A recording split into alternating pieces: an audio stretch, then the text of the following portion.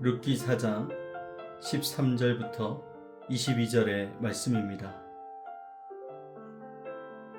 이에 보아스가 룻을 맞이하여 아내로 삼고 그에게 들어갔더니 여호와께서 그에게 임신하게 하심으로 그가 아들을 낳은지라.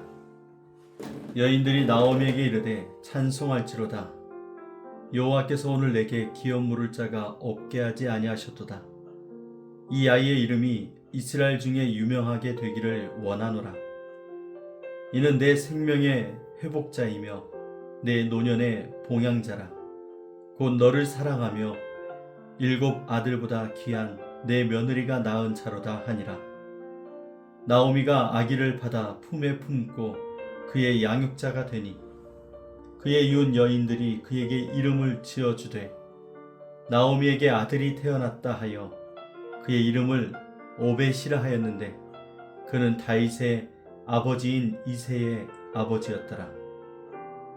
베레스의 계보는 이러하니라. 베레스는 헤스론을 낳고 헤스론은 람을 낳았고 람은 암미나답을 낳았고 암미나답은 나손을 낳았고 나손은 살몬을 낳았고 살몬은 보아스를 낳았고 보아스는 오벳을 낳았고 오벳은 이새를 낳고 이새는 다윗을 낳았더라. 아멘.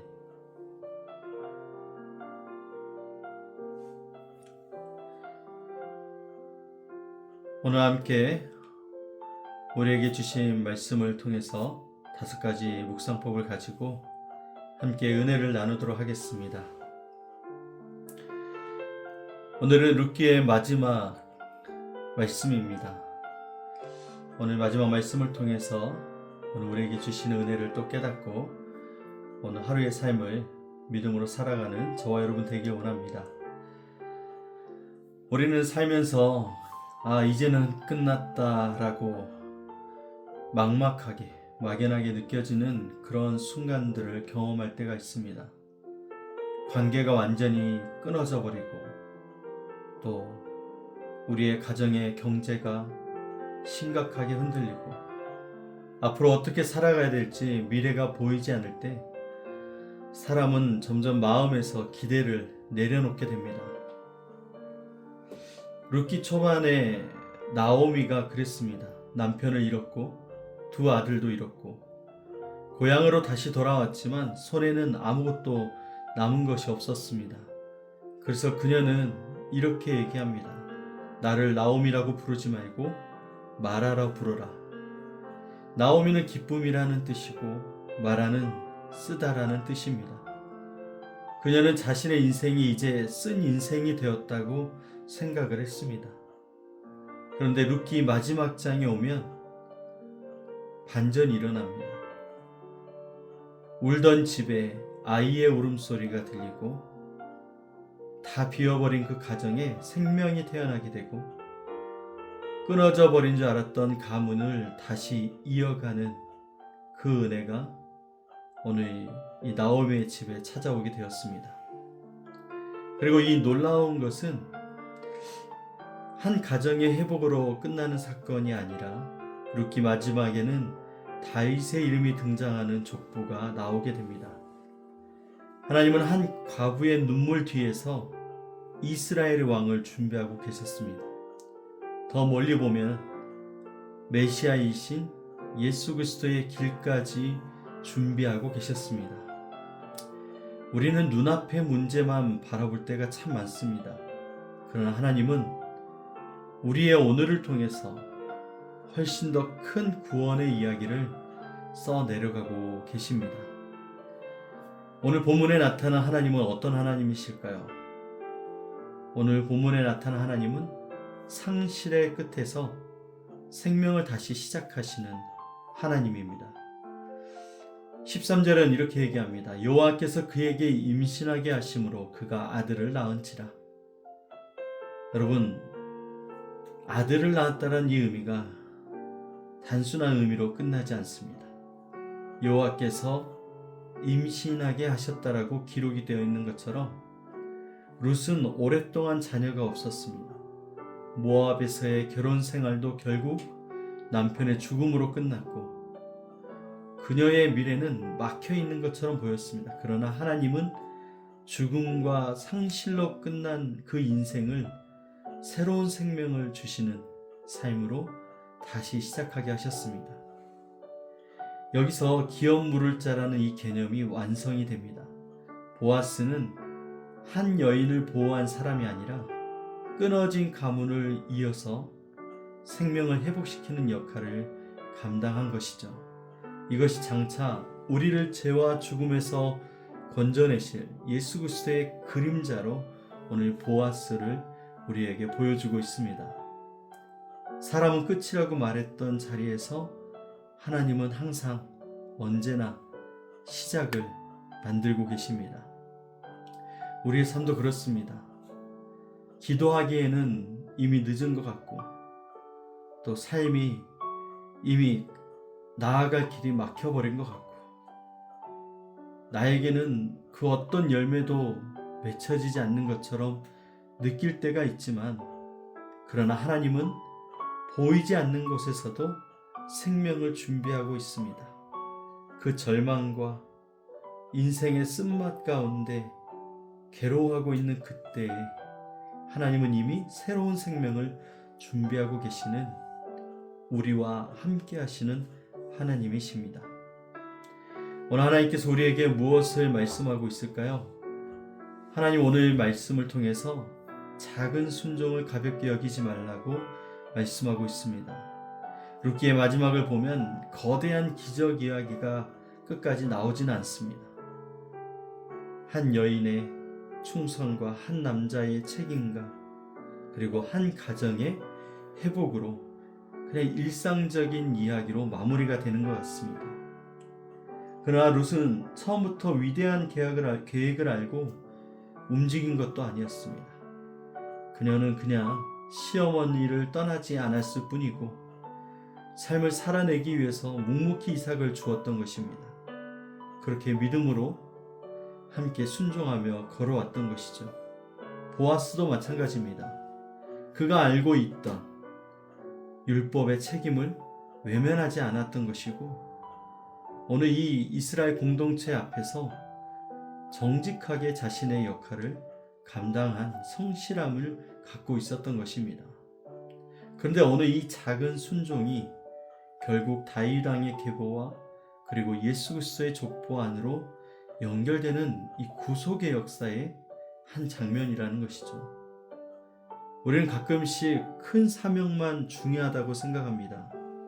그러나 하나님은 오늘의 작은 충성 속에서 구원의 역사를 이루십니다.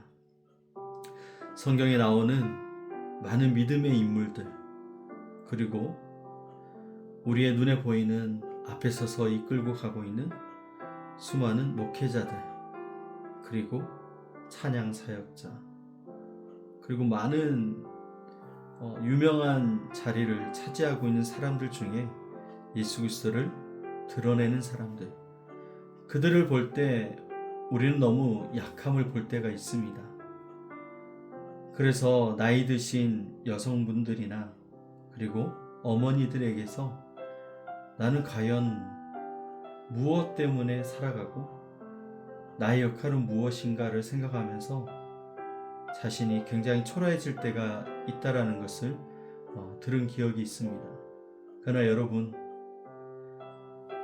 내가 맡겨진 어머니라는 사명이 얼마나 큰지 오늘 룻을 통해서 그리고 아버지의 책임이 얼마나 중요한 부분을 오늘 신앙 안에서 차지하고 있는지를 우리는 볼 수 있습니다.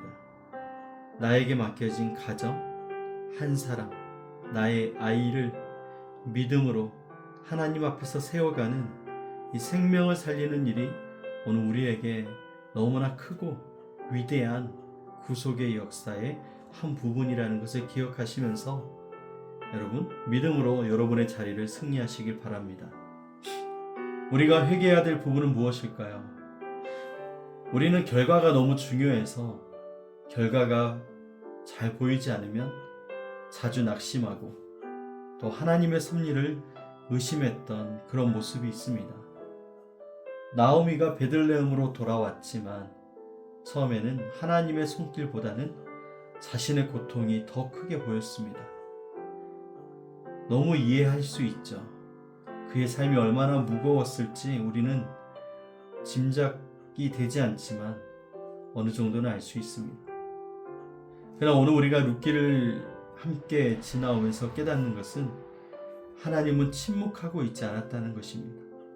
한순간도 시선이 떠나지 않고 하나님의 그 신실하심과 선하심으로 우리의 삶 속에서 일하고 계셨습니다. 룻이 우연히 보아스의 밭에 간 것도, 그리고 보아스가 친족이었다라는 그 사실도, 그리고 오늘 이 가정에 룻에게, 나오미에게 기업 물을 자의 길이 열린 것도, 그리고 오늘 마지막에 오벳이 태어난 것도 모두 하나님의 섭리 안에 있었습니다.